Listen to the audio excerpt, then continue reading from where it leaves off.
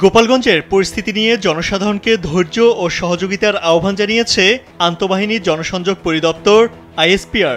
বৃহস্পতিবার এক সংবাদ বিজ্ঞপ্তিতে এ আহ্বান জানানো হয়। বিজ্ঞপ্তিতে বলা হয়, গত ১৬ জুলাই ২০২৫ তারিখে গোপালগঞ্জ জেলায় একটি রাজনৈতিক দলের জুলাই পদযাত্রার অংশ হিসেবে আহ্বানকৃত জনসমাবেশকে কেন্দ্র করে এলাকার একদল উচ্ছৃঙ্খল জনতা সংঘবদ্ধভাবে গোপালগঞ্জ সদর উপজেলায় সন্ত্রাসী কর্মকাণ্ড পরিচালনা করে।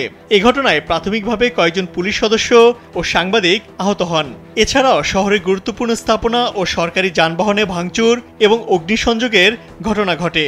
পরিস্থিতির দ্রুত অবনতি হয় বাংলাদেশ সেনাবাহিনী ও স্থানীয় পুলিশ তাৎক্ষণিকভাবে হস্তক্ষেপ করে এবং প্রাথমিকভাবে পরিস্থিতি নিয়ন্ত্রণে আনতে সক্ষম হয়। বিজ্ঞপ্তিতে বলা হয়, উক্ত রাজনৈতিক সংগঠনের সমাবেশ চলাকালীন মঞ্চে পুনরায় হামলা চালানো হয় এবং একই সাথে জেলা কারাগারে হামলা চালিয়ে ব্যাপক ভাঙচুর করা হয়।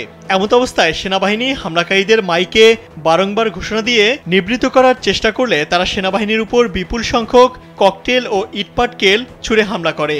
এক পর্যায়ে সেনাবাহিনী আত্মরক্ষার্থে বল প্রয়োগ করতে বাধ্য হয়। পরবর্তীতে সেনাবাহিনী, বিজিবি ও পুলিশ যৌথভাবে বিশৃঙ্খলকারীদের ছত্রভঙ্গ করে দেয়। অতঃপর সেনাবাহিনীর সার্বিক তত্ত্বাবধানে পুলিশ সুপারের কার্যালয়ে গোপালগঞ্জে আশ্রয় গ্রহণকারী ব্যক্তিবর্গকে খুলনায় স্থানান্তর করা হয়। সর্বোপরি আইনশৃঙ্খলা বাহিনী পেশাদারিত্ব ও ধৈর্যের সাথে জননিরাপত্তা নিশ্চিত করে পরিস্থিতি নিয়ন্ত্রণে আনতে সক্ষম হয়।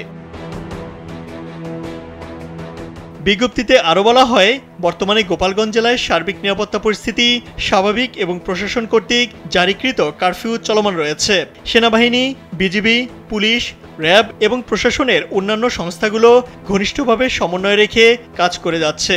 গতকাল সকাল হতে চলমান এই রাজনৈতিক সহিংসতা ও বিশৃঙ্খলায় গোপালগঞ্জ জেলার জনসাধারণ অত্যন্ত ধৈর্যের সাথে নিজেদের নিবৃত্ত রেখে সেনাবাহিনীকে সহায়তা করেছেন।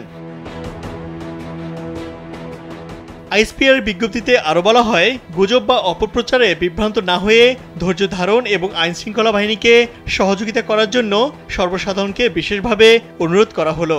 বাংলাদেশ সেনাবাহিনী দেশের সার্বভৌমত্ব ও জননিরাপত্তা রক্ষায় সর্বদা প্রতিশ্রুতিবদ্ধ।